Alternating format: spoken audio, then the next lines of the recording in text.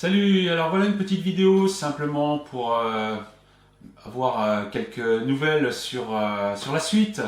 Ça fait quelques semaines déjà que je n'ai pas sorti de choses parce que je travaillais sur d'autres projets pour le futur, des projets qui demandent pas mal de temps et pas mal de... Bon, il y a le chat qui est en train de bien entendu jouer là-bas. Pas mal de temps, pas mal de calculs, pas mal d'expérimentation, donc j'ai préféré travailler là-dessus en attendant. Donc, mais bon, il y a en fait des vidéos qui vont suivre sur différents sujets là, que j'ai répertoriés derrière. Et donc, je vais profiter de ces vidéos-là pour, sur certains sujets, proposer des idées si ça intéresse des gens et si ça peut se faire. Et donc, ici, j'ai une liste de choses qui sont sur le feu. Un guide ultime, entre guillemets, sur les condensateurs. Derrière, là, il y a le sommaire qui est écrit là. Un épisode sur quelques courriers que j'ai reçus des lecteurs, mais qui sont très orientés électronique, technique, comme des schémas qui paraissent un peu nébuleux ou des choses comme ça. Alors, ces gens qui m'ont écrit, donc j'ai pas répondu, c'est parce que probablement leur truc, je vais le prendre pour faire un épisode spécial avec une compilation de différents, on va dire, trucs purement techniques qui m'ont été demandés et qui pourraient être utilisables pour faire un épisode là-dessus. Ensuite, un épisode sur des convertisseurs de fréquence d'échantillonnage asynchrone, des ASRC. Je vais avoir un certain nombre, on va dire un modèle, une platine d'expérimentation d'un ASRC extrêmement puissant qui est sorti dernièrement, qui permet de faire énormément de choses. Et on en profitera pour parler des différentes technologies et techniques qui sont utilisées pour pouvoir convertir un signal numérique en un autre avec d'autres fréquences d'échantillonnage qui ne sont pas forcément corrélées entre elles, et voir les méthodes qui ont été utilisées soit par Analog Device, Burr Brown et pour celui-là aussi. Mais bon, quand je l'aurai reçu, on pourra regarder un peu ce qui se passe et faire un sujet sur ces convertisseurs de fréquences d'échantillonnage. Parce que c'est quelque chose qui est extrêmement utile, qui est souvent décrié par les audiophiles parce que soi-disant ça modifie le son. Mais en fait, lorsqu'on travaille avec des trucs de très haut de gamme, parce qu'il y en existe des vraiment extrêmement performants, ça permet de s'affranchir de beaucoup de problèmes lorsqu'on fait du traitement du signal, après coup. Quand on fait du filtrage numérique ou des choses comme ça. Ça permet aussi de faire, par exemple, certaines conversions de DSD vers PCM, des trucs comme ça. Ça permet de faire pas mal de choses et pas mal de calculs. Et ne plus s'inquiéter des variations de fréquence d'échantillonnage qu'on peut avoir selon la source numérique qu'on utilise. Donc il y a un truc là-dessus. Alors là, c'est quelque chose que j'ai rarement fait, mais je pense que ça peut être intéressant pour certaines personnes. C'est éventuellement un dépannage ou à la limite une description d'un appareil électronique que quelqu'un aurait, qui pourrait m'envoyer, qui me serait envoyé, qui serait en panne ou pas, mais qui serait selon mes critères, donc je décide moi, personnellement si ça vaut la peine ou pas. Donc si vous avez un appareil un peu étrange, s'il pouvait être orienté audio, ce serait même mieux, mais pourquoi pas un appareil de mesure bizarre ou un truc comme ça, qui pourrait être en panne, mais bon, avec sous certaines limites de possibilité d'obtenir des pièces de rechange, que ça ne me coûte pas un bras à réparer, évidemment. Après, c'est un arrangement au cas par cas, mais je pourrais éventuellement accepter de recevoir du matériel ou des choses, soit à montrer, soit à décrire, soit éventuellement à dépanner. Alors après arrangement tacite. Mais je peux recevoir des choses. Si des gens veulent m'envoyer des choses, ils me contactent et puis on peut voir ce qu'on peut faire avec ça. J'en ai quelques-uns en réserve que j'ai depuis longtemps que je devrais faire dernièrement. Des trucs, ça peut être soit des trucs complètement délirants, soit des trucs qui sont proches de l'arnaque. Ça peut être des appareils de mesure hors normes. Ça peut être un appareil audio en panne qui a un intérêt particulier. Ou alors, ça peut être un appareil, dans ce cas-là, ce serait plus audio parce que j'ai des appareils pour ça, un appareil à évaluer. Un appareil qui serait là à être mesuré, vérifier ses performances, voir si ça correspond bien à ce qui est prétend être. On peut faire des choses comme ça. Donc c'est assez vaste comme sujet, mais l'idée c'est de m'envoyer du matériel que je pourrais renvoyer éventuellement ou pas, ça dépend de l'état, ça dépend du truc. Et puis faire des épisodes là-dessus. Bon, le but c'est quand même de faire des trucs plutôt hors normes, pas des trucs standards, parce que des vidéos sur les trucs standards, il y en a plein de YouTube, il y en a plein partout. Donc, à moins qu'un spécial, bon, moi, ce serait plutôt des appareils particuliers, exotiques, artisanaux, oubliés, ou des trucs carrément des... il a grandi lui, hein. Des appareils vraiment qui vaudraient le coup. Ensuite, il a vachement grandi hein, depuis le temps. Ensuite, il y aurait éventuellement un épisode qui ferait suite aux épisodes que j'ai fait il y a quelques temps déjà sur la transformer Linkux sous forme de filtre à variable d'état, donc réglable indépendamment sur tous les paramètres. Et ce serait un épisode sur comment à partir de ce qui a déjà été fait sur ces épisodes-là, de faire comment l'industrialiser, c'est-à-dire faire éventuellement un kit, au moins un circuit imprimé, et dérouler toutes les étapes jusqu'à éventuellement le montage et faire, enfin disons là c'est plus comment on conçoit un circuit une fois qu'on l'a imaginé dans ses principes, comment on le prépare et comment on l'améliore pour que ce soit quelque chose d'industrialisable, ce qui est quelque chose de, on va dire, c'est quand même une étape qu'il faut franchir. Pour industrialiser ou disons vendre un appareil, ça ne suffit pas qu'il marche comme ça sur un circuit fait à la maison. Il y a des tas de choses supplémentaires qu'il faut faire. Et ça, ce serait l'occasion. Si cet appareil pouvait intéresser des gens, s'ils veulent, on va dire, une possibilité de faire des basses à la maison sans quasiment faire aucun calcul, mais d'obtenir quelque chose d'assez aisé, ça peut être une idée. Si ça intéresse des gens que je fasse finalement un kit qui pourrait être vendable, hein, pourquoi pas, basé sur l'idée de la transformer Linkux pour faire des basses à la maison sans se poser de questions, sans travailler dans des ébénisteries compliquées, des haut-parleurs exotiques, des choses comme ça. Ça peut être un épisode qui pourra faire suivre éventuellement un projet réel. Hein, tout dépend s'il y a un intérêt ou pas sur ce truc. Ensuite, un peu dans la suite, mais ça ce serait sur un autre exemple, c'est pour ceux qui veulent, parce que là je vais le faire au bureau, c'est faire assembler des circuits imprimés. J'ai fait un épisode déjà sur comment faire fabriquer ces circuits. C'est comment carrément faire assembler ces circuits quand on a du CMS, du BGA, des choses comme ça à faire. Ce qui est difficile, on peut faire pour un proto, hein, on peut faire de la soudure ou à l'air chaud, faire des trucs comme ça pour souder ce genre de trucs. Mais à la fin, quand on a un circuit qui a des dizaines de réseaux de résistance en format, je sais pas, 0805 ou des résistances qui font 0402, voire 0201, ou des BGA avec 500 broches en dessous, je veux dire, ça commence à être chaud, et surtout, ça ne vaut pas le coup de l'assembler soi-même à la main pour une petite production. Donc il y a différentes solutions envisageables lorsqu'on veut faire assembler par un professionnel, toutes les étapes qu'il faut faire, les différentes options, et les coûts que ça peut amener. Ça, c'est tout un aspect, on va dire, industriel de l'électronique qui peut être intéressant et qui est aussi tout à fait accessible aux particuliers. Il faut bien voir qu'un particulier peut se faire assembler quelques circuits qu'il ne pourrait pas faire lui-même. Et souvent, ça pourrait être, si c'est sur un coût comme ça peut être moins cher de le faire assembler que d'acheter du matériel pour le faire soi-même. Donc, tout dépend. Alors, il y en a un ici que j'ai pas noté et que j'ai oublié, ça me reviendra, je pense. Voilà, bon, au moins ça, ce sont des sujets qui vont être prévus par la suite. Donc, il faut que je finalise celui sur les condensateurs. C'est un épisode je rappelle ces épisodes que j'appelle le guide ultime, enfin bon, c'est juste une accroche. C'est pour les débutants, hein. C'est pas du tout quelque chose qui sert pour celui qui manipule déjà ça au quotidien. C'est pour les débutants qui, ici sur les condensateurs, là je pourrais faire 4 heures dessus sans problème. C'est-à-dire les condensateurs c'est bien pire que les résistances, donc j'essaie d'abréger, mais ça contient à la fois comment ça fonctionne, et derrière, qu'est-ce qui se passe quand on va en chercher dans le magasin, quand on va chez Mauser ou DigiKey, qu'est-ce qu'il faut commander, sous quelle forme ça se passe. Donc c'est tout cet aspect pratique, et ça va très très vite, quoi. Alors, j'ai plein de condensateurs en stock de toutes sortes, pour montrer un peu les différentes sortes, les différentes caractéristiques, les différentes... Ça va être un épisode assez long, je pense. Mais bon, après, quand l'épisode est long, il suffit de le faire en plusieurs fois. Alors, je ne sais pas si les gens préfèrent que je le sorte en plusieurs parties ou si je sorte la partie intégrale et puis le regarde au fur et à mesure du temps, comme ça. Je sais pas ce que les gens préfèrent à ce niveau-là.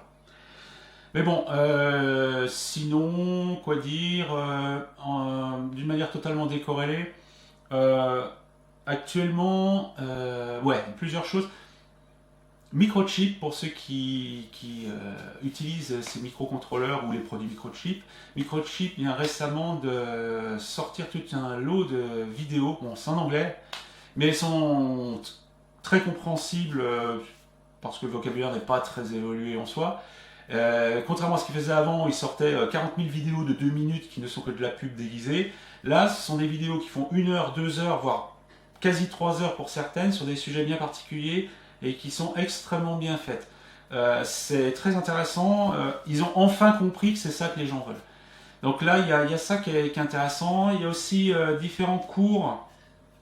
Ah, parce que j'ai besoin d'utiliser certains opérateurs, on va dire des opérateurs mathématiques comme les noyaux de Volterra ou de Wiener. Il a fallu que je reprenne un peu ça parce que c'est un peu vieux.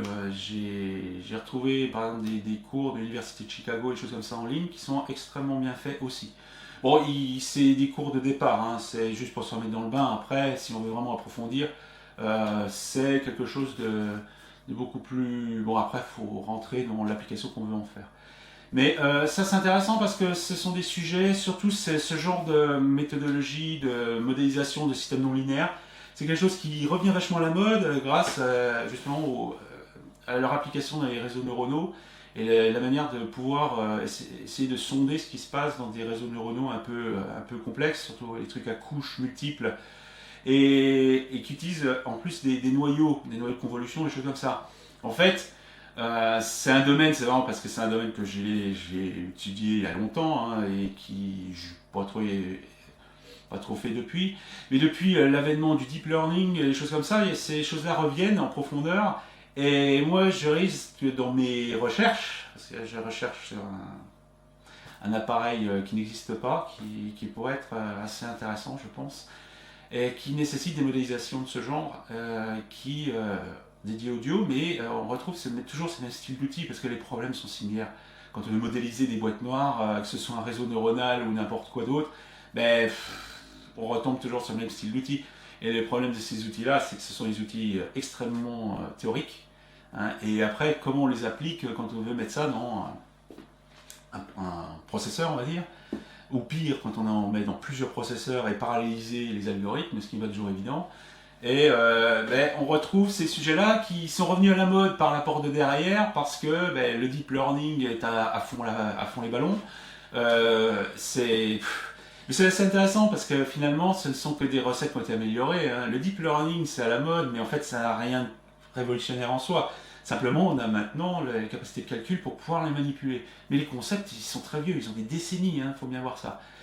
Et d'une manière liée à ça, Nvidia a sorti un processeur, le TX1, le kit Jetson TX1, qui est une carte de crédit avec un processeur AE à base de noyaux ARM, et c'est en fait le processeur que je risque d'utiliser moi pour mes travaux. Et derrière, Nvidia fournit des tas de librairies orientées avec ça. Alors tout est lié là-dedans, c'est marrant de revoir que tous ces sujets se retrouvent, même si moi j'en ai une utilisation totalement décorrélée de ce style de reconnaissance de forme et tout comme ça. Moi c'est plus sur du signal monodimensionnel, comme du son, mais finalement on retrouve les mêmes styles d'outils. Bon, quoi qu'il en soit, ça ce sont des projets futurs, enfin des sujets futurs qui sont sur le feu, qui sont purement pour l'instant des sujets théoriques. Mais bon, là je pense qu'il y a pas mal de choses qui vont débouler d'ici quelques temps. Ce qui me manque, c'est le temps. Et peut-être que dans le futur, si vraiment les résultats sont à la hauteur, peut-être que ça va devenir un vrai produit qui pourra, je pense, si ça marche, pouvoir bouleverser un certain nombre de choses, on va dire conceptuellement parlant, dans l'audio en général. Potentiellement, ça risque de faire des choses inattendues et qui pourraient intéresser pas mal de gens. Hein. Mais pour l'instant, c'est des pures mathématiques sur le principe. Après, ça va falloir, disons, transformer ça en algorithme utilisable et efficace. C'est bien joli de faire des calculs, mais derrière, il faut faire de l'algorithmique. Hein. Bon, ça c'est ma spécialité depuis toujours, donc l'algorithmique numérique, j'ai toujours fait ça. Donc l'optimisation des algorithmes, des choses comme ça, j'en ai fait beaucoup à l'époque. J'en ai fait moins depuis, mais bon, je vais en refaire pour ça. Mais à la fin, ça va être, je pense, si j'arrive à trouver des solutions, on va dire, informatiques aux problèmes, je pense que ça pourrait vraiment être quelque chose d'assez, je vais pas dire révolutionnaire, parce qu'il faut pas être non, il faut rester un peu modeste, entre guillemets, mais c'est quelque chose, c'est une boîte noire qui risque de faire vraiment pas mal de choses. Donc, ça, on verra après. Parce que pour l'instant, ça reste quelque chose en travaux. Je ne vais pas en dire plus sur le principe, ni ce que ça va faire, ni pourquoi. On verra ça plus tard. Néanmoins, bon, j'ai partagé mon temps libre entre ça et les quelques sujets qui sont sur le feu. Ok, donc voilà. À part ça, ben, s'il y a d'autres idées, oui, j'en ai quelques-unes des idées qui me sont fournies, des sujets. Bon, ça, je les empile au fur et à mesure. Hein. Je garde, bien entendu. Il y a souvent des idées intéressantes. Quand on me fournit des idées, en général, je réponds pas, je les emmagasine et un jour elles apparaîtront. Il faut dire ça. Sauf si vraiment c'est une idée que je pourrais pas faire, dans ce cas je réponds. Je réponds en disant non, ce sera pas possible parce que ceci, parce que cela. Si je réponds pas lorsqu'on me donne une idée de sujet, truc comme ça, c'est que je le garde au chaud et il sortira un jour sous une forme ou sous une autre. Il faut être patient. Quand on me soumet des problèmes techniques purs, si je réponds tout de suite, bah, c'est parce que c'est un truc simple comme ça. Si je réponds pas, il y a de grandes chances pour qu'il y ait un épisode qui vienne suivre derrière. Là, j'ai encore plein de courriers en retard, c'est terrible. Ça me prend un temps fou. Et puis voilà, donc j'ai plein de demandes de dépannage à distance, des trucs comme ça, mais ça je peux pas faire, donc je suis obligé de décliner. Mais j'en ai tellement, à la fin je réponds plus parce que c'est toujours la même chose. Enfin bref, qu'importe. Donc ben, on va essayer de sortir quelques épisodes prochainement. Avant la fin de l'année, au moins d'avoir quelques-uns. Certains, bon, c'est en fonction du matériel que je vais recevoir. Donc, par exemple, la SRC, ça, faut que je reçoive le matériel hein, pour montrer et faire l'épisode dessus. Je pense que le courrier technique lecteur va suivre. Et puis, il faut que je finisse les condensateurs parce que c'est pareil, c'est long, c'est comme les résistances, hein, j'en ai oublié, hein, sur les guides sur la résistance, j'en ai oublié, comment les mesurer par exemple, comment mesurer les résistances, choses comme ça, j'en ai pas parlé, évidemment, c'est... en fait, un composant comme le condensateur, ça peut durer extrêmement longtemps, tellement c'est un sujet vaste.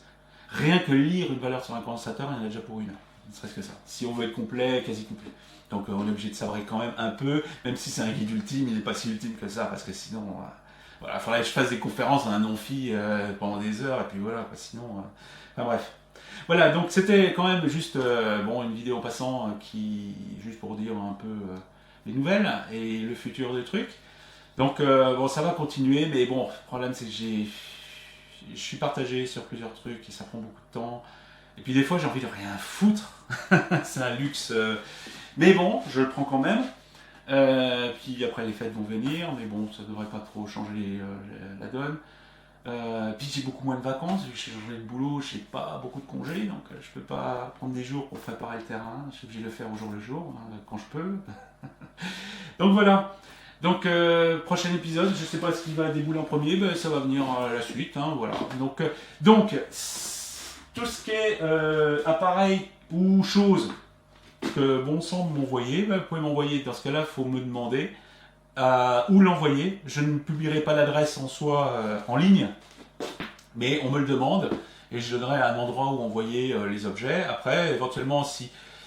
Enfin, je ne demande pas non plus à faire l'équivalent du mailbag de Eevee Blog, mais ça peut être marrant de sortir des trucs un peu hors normes, des trucs comme ça, des trucs ou des appareils qui pourraient servir de base pour dépanner, des trucs comme ça. De temps en temps, j'achète du vieux matériel en panne, mais c'est de plus en plus rare, c'est de plus en plus difficile, et j'achète du matériel dont j'en aurais vraiment l'utilité.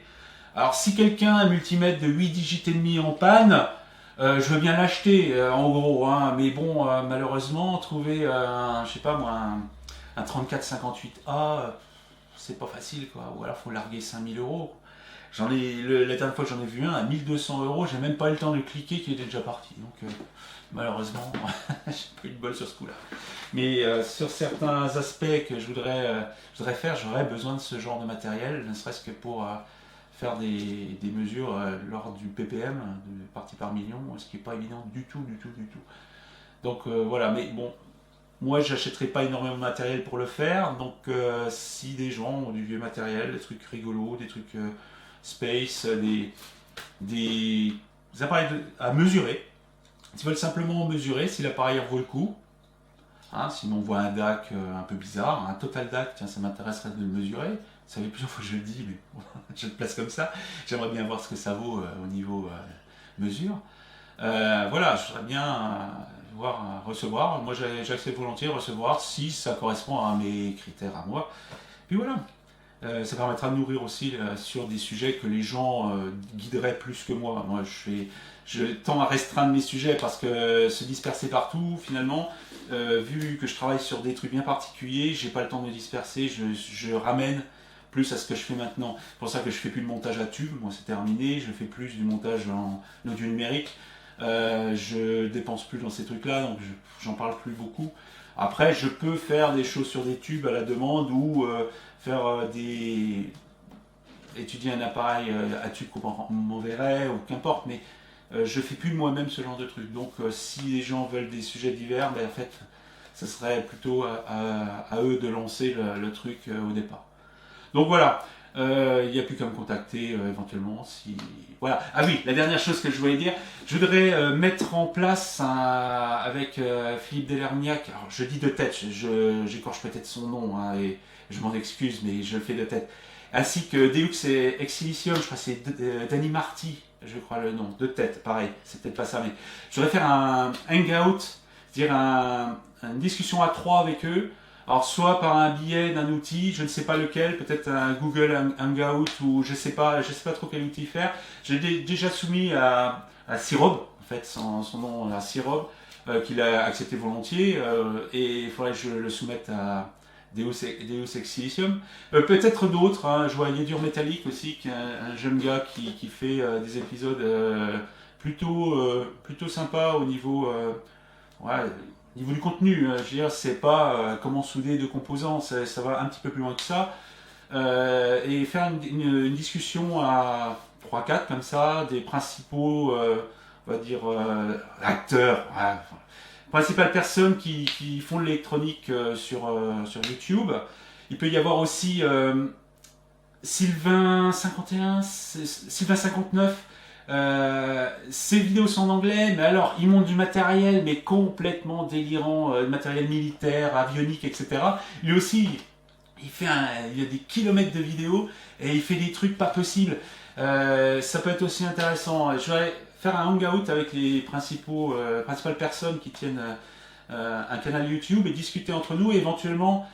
Comme EEVblog l'a fait une paire de fois, avoir des gens qui posent des questions en ligne et éventuellement les prendre pour discuter.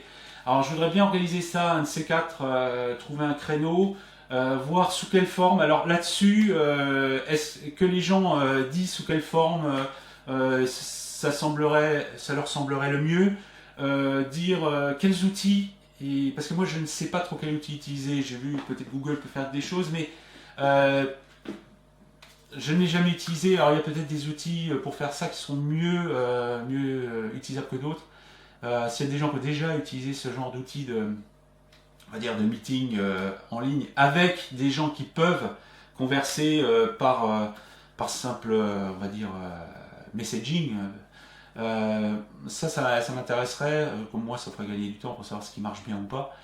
Donc le but, ce serait de se réunir avec ces gens-là, discuter un peu de ce qu'on a fait, notre carrière, ce qu'on aime bien, ou des anecdotes et tout comme ça, et éventuellement répondre à des questions de gens qui ont l'habitude de regarder ces canaux et éventuellement régulièrement peut-être faire plus du podcast ou des choses comme ça, ce qui permettrait de consolider un peu cette communauté qui pour l'instant a des pôles séparés, complémentaires. C'est ça qui est bien, c'est qu'il n'y a pas vraiment de concurrence, il n'y a pas de concurrence entre ces trucs-là. Sirob a quand même déjà fait un forum Facebook qui est assez actif. Malheureusement, c'est sur Facebook. Moi, je n'aurais pas pris ça a priori, mais bon, finalement, ça le fait assez bien, mais c'est plutôt difficile à lire.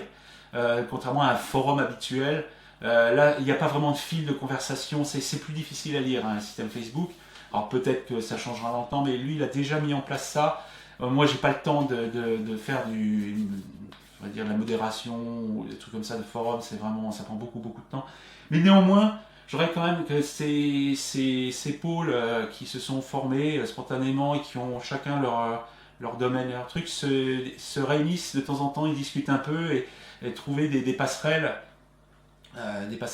quitte à se faire des rencontres réelles, parce que bon, on est aux quatre coins de la France. Moi, je suis dans les Ardennes, je crois qu'il y en a un qui est du coin de la Vendée, un autre qui est peut-être en région parisienne, je sais plus exactement.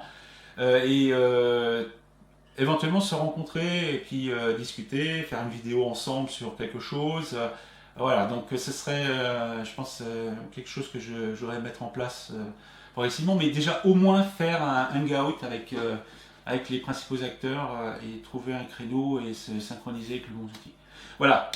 Donc ben, la suite va suivre hein, en fonction des temps, des besoins, etc. Et puis voilà. Donc un peu de patience pour la suite.